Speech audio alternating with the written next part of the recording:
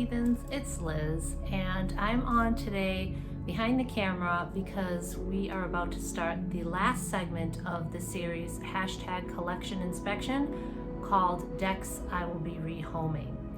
So I just wanted to thank you all for, sticking around and commenting and watching these videos as I made my way through my collection in a way that felt right and organic and authentic for me.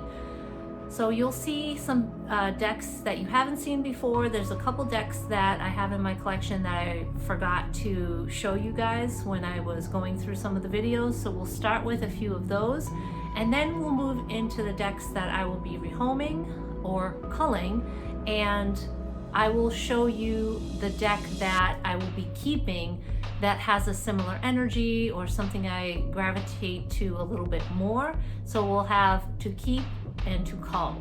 So they will be side by side.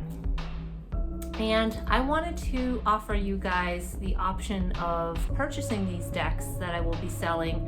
In the description box, you'll find an email that you can contact me, and if you're interested, and I will put the deck and the price and everything in the description box, but I wanted to offer it to you guys first before I went to any of the typical Facebook selling groups that I'll be going to next.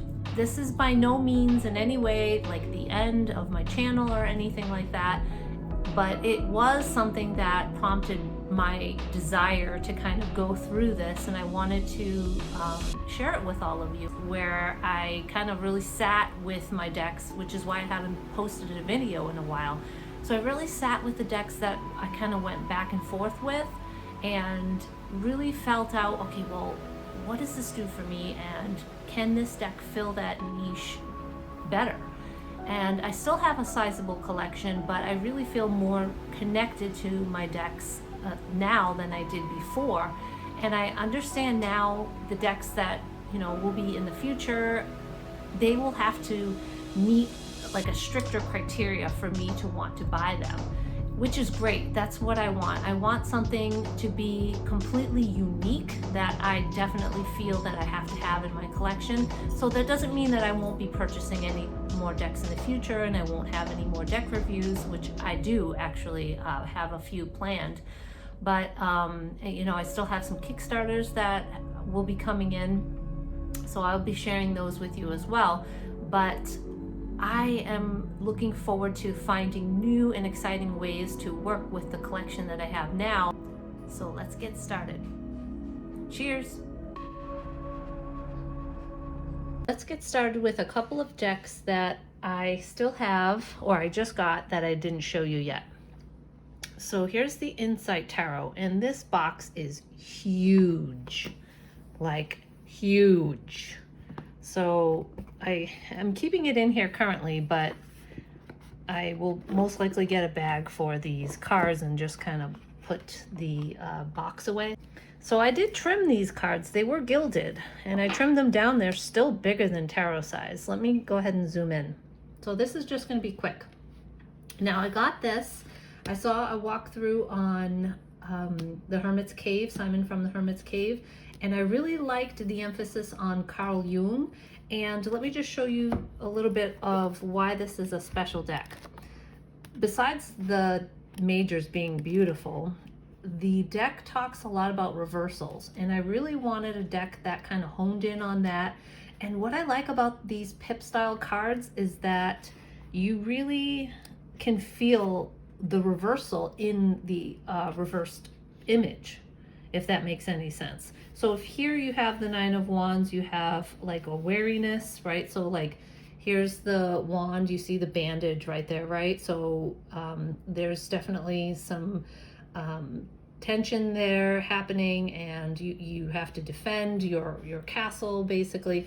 And in the reversal, it's like it's up, the castle is upside down. So the conflict is like easily, like you can easily remove yourself from it, if that makes any sense. So turning inward, total isolation. So like the wand is now facing down. So it definitely kind of gives you that. This is just a, one example of many that I found. So like here, you have the 10 of Wands as the burden, right? So this stick is like weighed down and the burden is in this like satchel. Now in the reversal, like all of these are gonna fall out. So you get that, you really do get the feel of the reversal meaning, and it definitely gives you those intuitive hits. But I really liked how the emphasis was on like Carl Jung's psychology. So I do have these shuffled in here in the reversal. I'm really glad I trimmed it because it was huge before, and it's still pretty big, like you can tell. Maybe I'll grab a, let's see, let me get a tarot sized card here. Like, look, still, look how big that is. But you know, it's okay because I'm kind of doing like a wash on the table, and the way I'm shuffling it makes it much easier to get into the reversals. I don't have to worry about it. So the quartz definitely have that feeling, like you can see how stern he is, and even the coloration for the King of Swords. And you have the oranges and the browns and the reds for the wands. Like even here, like the Five of Pentacles, you get this feeling of loss, right? Here's the patch on the bag, and in the reversal, the money is coming in. So it's just really cool in that regard. Like the Ace of Cups, it's overflowing here, but there's something coming into it, and it's kind of splashing. Something's holding the cup up, and if you turn it upside down, something's pushing the cup away, right?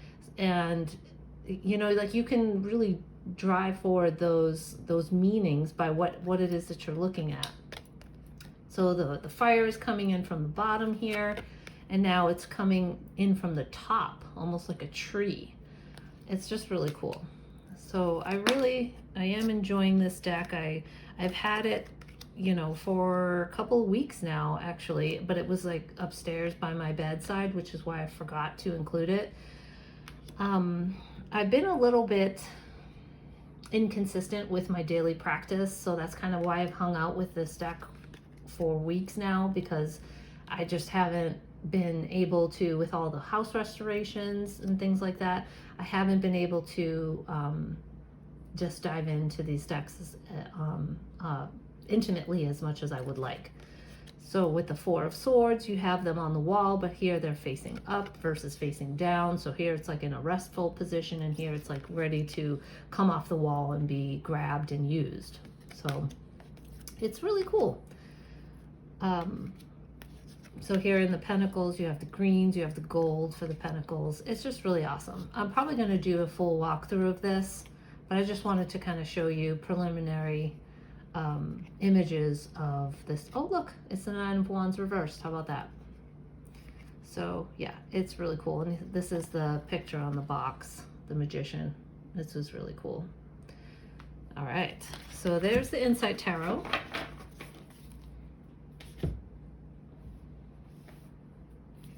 And the Moonology cards. I wasn't sure how I was going to use this. I was using it in my moon readings as just kind of like a center focus card, that sort of thing, depending on you know, the stage of the full moon at the time. But I think I'm going to be using it to help me with my understanding of astrology and the phases of the moon and things like that. So I'm going to be kind of like setting it aside and taking the energy that's expressed here and get a feel for these particular signs and what it means in that particular moon phase. And I even I have like a moon app, and some of the ways that this was worded didn't match up with my moon app description. So for the disseminating moon, I wrote in waning gibbous, and gibbous moon I wrote in waxing, because that's the way that in my moon app it was showing me. So maybe I'll kind of we'll see if I can work with this, and if I really learn from it. Like the information in here it's kind of rudimentary. You know, you get enough to get started, but I want to know, I want to understand every year how the moon goes into and out of these different houses and what it means, so I can kind of start to use that in my practice a little bit more. So that's the Moonology cards. There are two decks that I also wasn't sure if I was going to keep or not. The Power of Surrender cards and the Sacred Destiny Oracle. Now, the Sacred Destiny Oracle, I took the time and I trimmed it. You know, I was in my last video, I was saying, why haven't I like honked off these borders yet? And look at them now. Like, look how much the image just pops now that I've taken those white borders off. They're a lot smaller. They're still like a really decent size, so I really wasn't worried about it being too small, but I love it now. And I think that I am going to keep the Power of Surrender cards too, because they do look really well. They do look really good together. Now, the Power of Surrender cards is kind of like a deck that you ask, what do I need to let go of today? And there's a lot of good stuff in here. There's a lot of good things to consider, and I really like the imagery together. Let's go ahead and zoom in together into this here. Yeah. So, and the backs like kind of go together as well. This one's pretty shiny and this one is matte. So unfortunately, the cardstock doesn't match, but that's okay. Like, a lot of it is very ethereal. There's some fantastical type imagery in the Power of Surrender cards as well, like this. Like, even like the colors of these two cards kind of go together. Surrender to wonder and awe and stand still. And that's kind of like what you have to do when you are in awe of something. You need everything to stop in order to process it. So surrender to your ego and wisdom. And I love that. Like, there's like a planet back here, but it almost feels like he's also underwater. So these will definitely work well together, and I do have other decks that I can pair these with. So I'm excited to kind of like work through these a little bit more. Now that I took off the borders of the Sacred Destiny card, I'm just loving it. Okay, so this is the Power of Surrender cards and the Sacred Destiny Oracle. Okay, so now we're going to get into the decks that you've seen already that may or may not have been on the chopping block, and I'm going to show you a deck that I will reach for instead of the one that I'll be rehoming. So first up, we have the Ciro Marchetti's Gilded Reverie Lenormand Expanded Edition, and the deck that I will reach for instead is the Anna K. Lenormand. Now, I like to have the Ciro Lenormand because of the fact that I have a sizable Ciro Marchetti collection, and I thought it would be kind of cool to use the Lenormand with it. However, the Sacred Destiny Oracle that I just showed you would pair very well with a lot of the Ciro decks that I have, but I'm also rehoming another one of Ciro's decks, and I just wanted to kind of take it down a notch because I'm not as fond of these images here as I am of the Oracle of Visions. So I will use the Oracle of Visions for when I pair with my Ciro decks, but when I want a Lenormand, I'm going to go to this Anna K. Lenormand. The images, let's go ahead and zoom in a little bit more. The images are more my style, and they are more evocative for me. And I've had already really great readings with it, and I feel more connected to the Anna K. Lenormand than I do the Gilded Reverie. So we're not going to go too much into each one. I just wanted to show you the deck that I will be using instead of the one that I'll be rehoming. So to go will be the Gilded Reverie Lenormand, and to stay will be the Anna K. Lenormand. Next up is the Cosmic Tarot that I will be rehoming. And instead of the Cosmic Tarot, I will be reaching for the Moonchild Tarot. Now, the Cosmic Tarot has those vibes of like interstellar space. It definitely has more of a quirky style to it. And I do enjoy the references to old Hollywood and things like that. But really, the only time I would ever use it is if I kind of want that cosmic feel, like out of this world. And it definitely does provide that. But the Moonchild is the one that really holds a special place in my heart, that has given me really incredible readings during particular times that I will be reaching for moon decks. And also all of Danielle Noel's decks have that vibe. So I have a perfect pairing already there, and I don't really have anything that I would pair with this. So to CULL will be the Cosmic Tarot along with the Cosmic Tarot book, which by the way is pretty cool. And in the back, I'm just going to show you. In the back it kind of mentions, maybe I missed it. Here it is, the Cosmic Cinema. Several of the Cosmic Tarot people are based on movie stars. So here's the entire list. So if you don't have this book, but you have the deck and you are interested in who's who, these are the cards that are based on old Hollywood actors and actresses. So to CULL will be the Cosmic Tarot book and deck, and to keep will be the Moonchild Tarot. Here we have the Ellis deck tarot. Now I really haven't used this very much, and I think it's because I have other decks in my collection that I would reach for more. And what I was thinking about when I was putting this video together, which deck would I use in place of this? I had originally paired it with the Intuitive Tarot because it has like kind of alien-like figures, but I really think that the imagery of the Ellis deck is more fantasy based and has its own art style.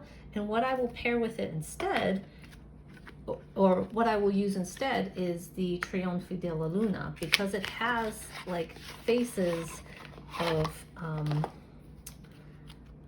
people that are not human in any way. So let's go ahead and zoom in real quick. Now this is obviously a Marseille type deck, but as you can see, like the faces are Patrick Valenza style. And I think that it's a good replacement for the Ellis deck. And I do like and reach for the Trionfi della Luna much more. So like here, like the eyes, right? So you have like the eyes are kind of weird in both of these decks. So I would have to say that this would be a good like instead of versus the other decks. And I have other fantasy decks that I use as well. Not that the Ellis deck doesn't give me like cool messages. That's not it at all. It is a very cool deck. It's just a personal preference. And as I mentioned before, all of these decks are awesome. No shade thrown on any creator in any way, but it's just that I want to have a better connection with my decks. And if I'm not reaching for something, it's definitely going to say something about my collection in general. So if we get to some of the people, here's the death card. You know, let's get, I don't know if I could find the Queen of Pentacles, but yeah, I mean, you get that vibe, right? You get what I'm saying? You know what I'm saying? You're picking up what I'm putting down? Yeah. Okay, so to CULL will be the Ellis deck 5th edition, and to keep will be the Trionfi della Luna. Next up is the Keymaster Tarot. Now the Keymaster Tarot I have here an unopened copy, and I'll tell you why. So this one hasn't been opened. The box obviously has, but the seal is still intact. Where's the seal? So I just kind of, it's number 238 of 550, and I just like push the seal in so it's nice and it's not ripped or anything. Now I have a sealed copy with all of the Kickstarter extras, but the bag I'm going to be sending off with the other Keymaster Tarot that I have. It has a bit of like the gilding kind of was sent to me like this, so I received a replacement. So this one will be going with the bag, and the standard or the ultimate edition will be going with the sealed copy and the other extras. And instead, I will be keeping and using for those times when I kind of want to play with playing cards. I will be keeping the Arcana Tarot playing cards by Dead on Paper, and here's that. And I'll be keeping the playing Marseille. I just think the feel of these decks are different, and I would reach for this one to play like games and things, and for an all-around, like if I want to grab and go, this is the deck I will bring. But the playing Marseille is something that I think I would reach for more. I just like the simplicity of it. I like the way that the minors are, or the pip, you know, cards are laid out. So if we go to the pips, like this, the majors are amazing. But I think, you know, with the fact that Kickstarter takes so long to get to you, like tastes change, you know, and I think it's a beautiful embellishment, but I don't know that this adds anything to my feeling of the card. I like more of the I don't know, wholesome kind of look of these versus these. Like there's too much space, I feel, in here, even though, you know, you have the key and you have that whatever it's called, the overlay of the metallic. If you know what that's called, let me know. But I don't know, I like the old school feel. It's, you know, with the watercolor, and I love their faces in this deck. So it's just something that I would probably reach for more often. So if we get to the,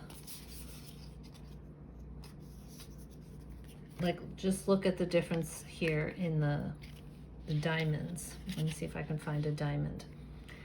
I don't know. I just like the look and feel of this. It feels more my style, I guess. So to keep or to cull will be the Keymaster Tarot, both the standard with the bag and the ultimate edition. And I will be keeping the Arcana tarot playing cards by Dead on Paper and the playing Marseille by Ryan Edward. Next is the Gilded Tarot Royale by Ciro Marchetti.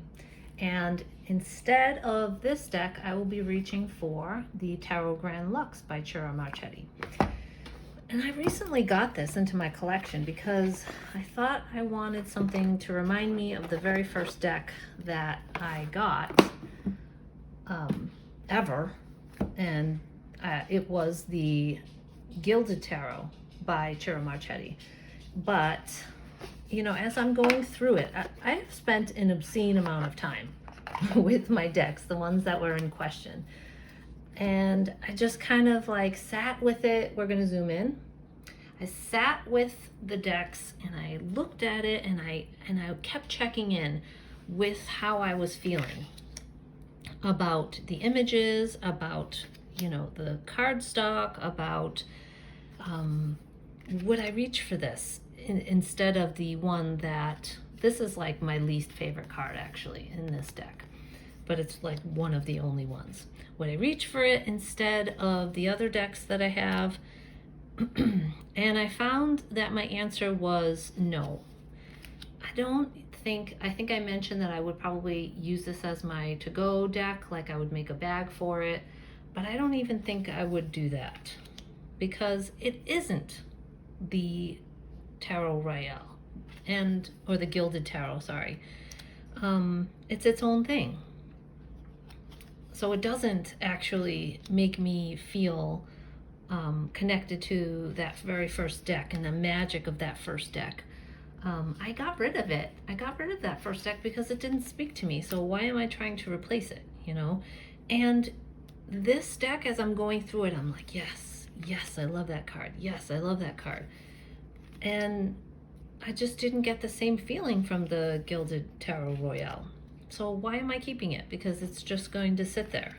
Because when I want the tarot deck, I'm going to use this one or the Marchetti Tarot, which is an indie deck of his that is like more fantasy based. Like, I mean, this is pretty fantasy too, but I want to not be cluttered by confusing energies. Does that make sense? Like, when you have too many things, like the Seven of Cups, you kind of get stuck in the decision making process. And I don't want to have that. I want to reach for something that I know is going to like give me meaningful readings, and it's going to be something that I'm going to enjoy using. And I don't want to feel obligated to grab a deck just because I haven't used it in some time. I mean, that's not the point, right? The point is to get messages from your intuition, from your higher consciousness, from God, if that's what you believe, from the universe, whatever it is, and, you know, move on with your day. And it's an enjoyable, fun process. It shouldn't be something that you do because you feel you have to, right? So definitely it was a obvious choice. To cull will be the Gilded Tarot Royale, and to keep will be the Tarot Grand Lux. Another deck that you haven't seen yet is the Numerology Oracle. And I got this from Dawn Michelle over at Boho Tarot when she was doing one of her rehoming videos. I purchased this from her and I enjoyed it for a time. It is very interesting. It's very unique, and it's actually out of print. Like amazing matte cardstock, like the most matte you've ever felt probably. And it goes from 0, 1, 2, 3, 4, 5, 6, 7, 8, 9, and it talks about the energies of the number being like contracted energies, being expanded energies or exaggerated energies, and stable energies. So it talks about that a lot, and I really like that. I actually got some pretty cool readings from it when I would pull like a card.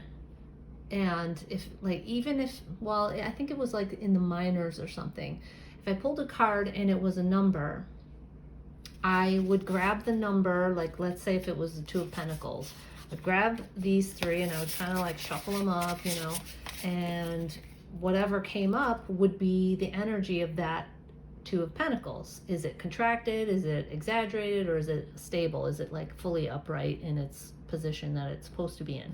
So I really enjoyed doing that, but I really haven't reached for it for quite some time. And it has a lot of cool, interesting information about numbers.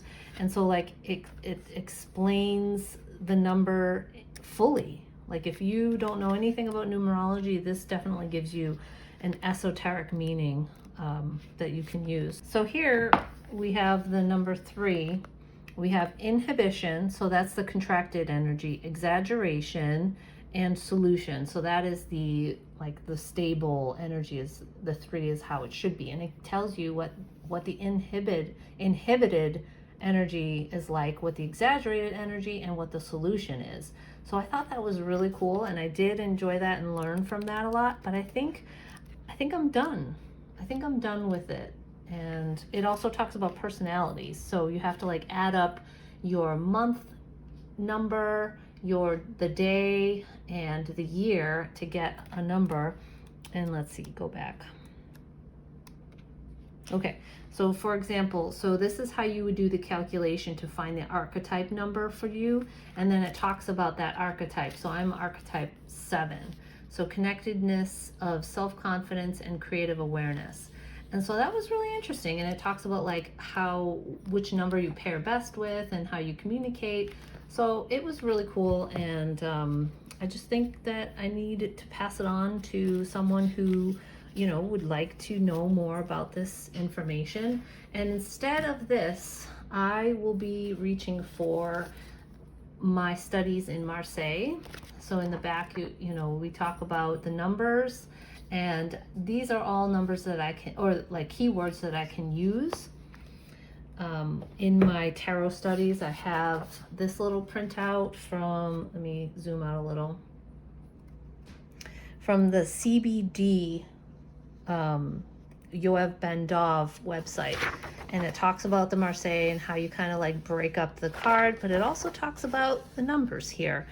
And I thought this was really cool, and I will definitely be using this. And in my Ultimate Guide to Tarot, I have bookmarked here some of the, where did it go? Oh yeah, so here we have the 4s. Let me bring it closer. The 5s, and on and on and on. So it definitely hints at that and how you can incorporate that into your reading. This is actually a little note from Don Michelle for my numerology purchase. Dear Elizabeth, I hope you enjoy your new set. Best, Don Michelle. So I thought that was really cute and cool, and I kept that. So yeah, I will be culling the Numerology Oracle and keeping the other books and information that I have in my collection already. So when I want to, you know, look into numerology, I can kind of compare and contrast in that way. The next deck that I will be culling is the Synchronicity Oracle, and instead I will be reaching for the Inner Compass Oracle by Heather Hoops. I think that's how you say it. So when I was pairing these decks next to my textured tarot, I felt that the Inner Compass was kind of a better match in cardstock and in the way it was laid out. So, I mean, I'm not too keen on, it's cute, right? The size is super cute, but I'm not too keen on the size. But is that, you know, an eliminating factor? No, not really. I just think that like the Synchronicity Oracle is beautiful, but they have a lot of repeating energies.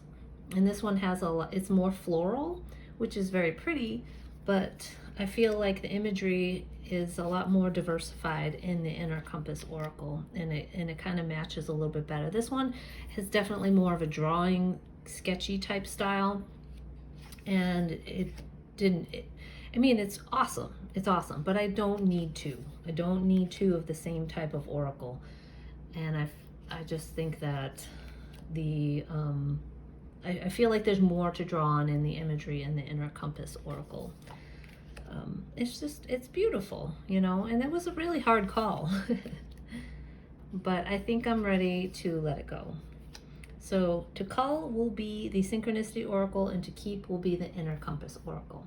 Another deck you haven't seen yet is the Inquire Within Oracle that I have. And here's the little, you know, information from Worthwhile Paper.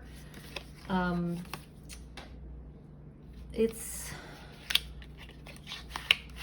am so sorry that I'm like totally all over the place with like how I'm presenting these decks.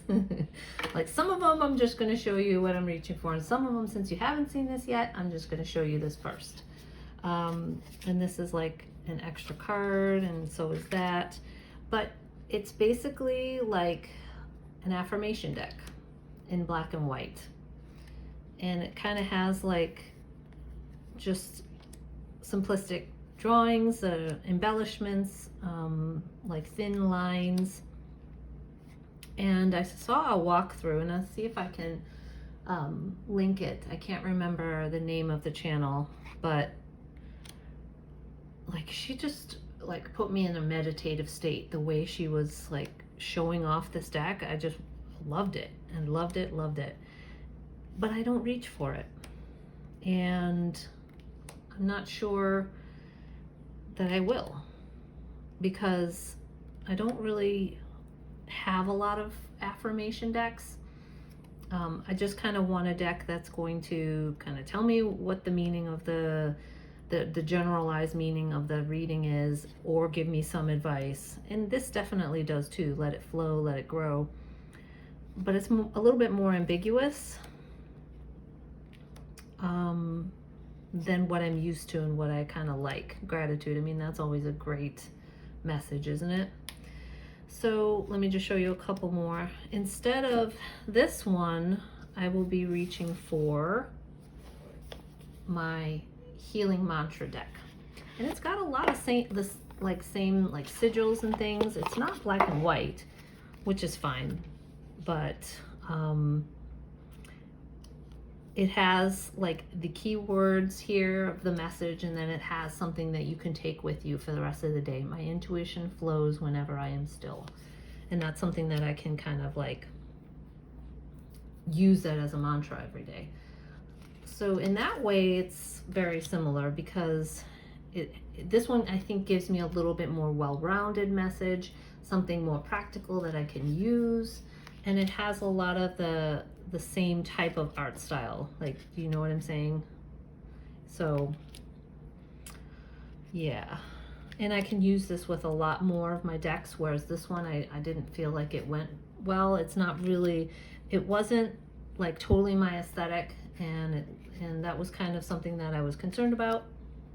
It's really got beautiful paper, like it's matte, but it's like a satin matte almost, but it's really lovely to touch, and it's got this beautiful like sparkly gilded edges that doesn't really come off. I mean, tiny bit still, because I really haven't used it. But I find with that type of gilding that like with use, it definitely goes away. So to cull will be the Inquire Within Oracle, and to keep will be the Healing Mantra deck. Next up is my Darkness of Light Tarot 4th edition. And what I will be reaching for instead is my Darkness of Light 2nd edition. Now I got this 4th edition because of the cardstock. Here's the sign, the signature. I found out it was going to be in printed on linen cardstock, and I'm like, yes, give it to me.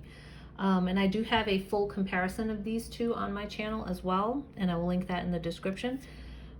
And the cardstock is great, but I found that I preferred the coloration of the 2nd edition. Now the cardstock of this is like more cardboardy, and it's got like a bit of a sheen to it. It's not, I wouldn't say it's shiny or glossy in any way, but the blacks are much deeper in the 2nd edition. Oops, let me put that together and let me zoom in. So the blacks are a lot deeper, and I think that sold me on the fact that I don't need both. I feel like there's more of a gray cast on the 4th edition, and some people like that. Some people feel like it kind of adds to the tone of the deck, and to each their own. But for me, it was definitely something that once I knew about it, I couldn't get it out of my head, and it wasn't something that I could unsee. So just as one example, let me see if I can find the devil, Il Diavolo, in the 2nd edition. Okay, as an example, let me see if I can do it. So can you see the difference in the coloration and the blacks? Like some people might think this one looks better, but for me, I just felt like I just needed the contrast. The contrast was like everything to me. So yeah, it's still a great deck. It's still, like, you know, awesome, and I love it for shadow and light readings. But To Cull will be the Darkness of Light 4th edition, and to keep will be the Darkness of Light 2nd edition. And lastly, for part 1 of decks I will be rehoming is, drum roll please, the Victorian Tarot. But I will also be rehoming the Victorian Tarot. All right, let me explain. And this is going to be the last one that I'm going to show today because it's kind of, it exemplifies where I am at with my tarot journey. Now I got this one. This one is the one that has the misaligned borders, so I will be selling it at a good discount if people are interested. But I'm also going to sell the good Victorian Tarot that's borders are fine. You know, some people said I still don't like the borders, they're not perfect, but for me that's not why I'm rehoming this deck. The reason why I'm rehoming this deck, even though I saw it and I enjoyed it and I enjoyed the imagery, is because I'm not going to reach for it over my Revival Art combination. Yeah, I mean, really that's it. And I love color. So, you know, it's like, that's the thing. I bought it because I just saw it and I'm like, yes, yes, yes, yes. But I didn't ask myself when I bought it, am I going to love it?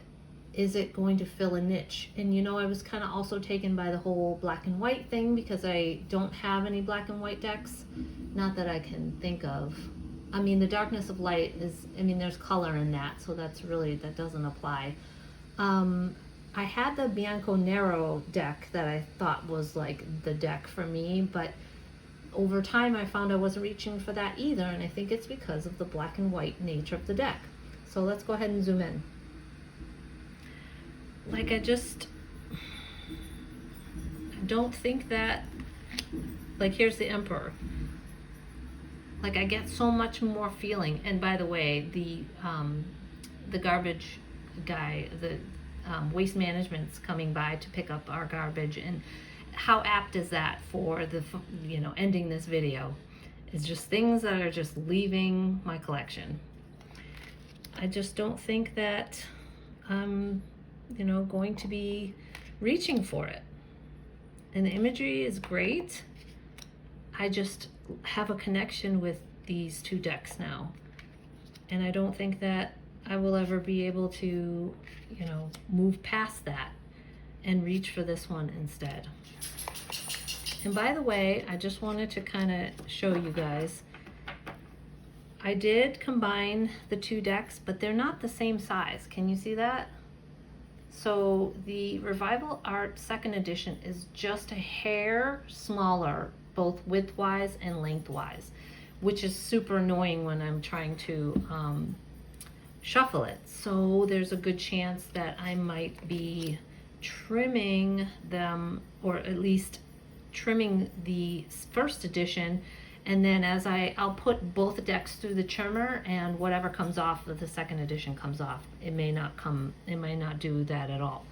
I'm not there yet to decide if I even want to take the chance, because these borders are like look at that. It's a sliver. You know, there's a tiny bit more on this side, but I don't want to get so close that like there's no border on this side, you know, and then there's a border on this side. Then I would just have to, I just couldn't deal with that. So most likely I will probably not do any trimming, but we'll see. And if I do, I'll let you know. So to cull, and this is it, guys, for this part 1. To cull will be the Victorian Tarot, both the off-bordered version and the regular bordered version. And to keep will be my Revival Art 1 and 2 from the same company, Tarot Studios. So thank you guys so much for joining me today for part 1 of decks I will be rehoming. Stay tuned because there's more decks in store. And I hope you enjoyed it. Let me know if you have any of these decks and what they mean to you. I will try to offer these decks up to those who are subscribed to my channel first.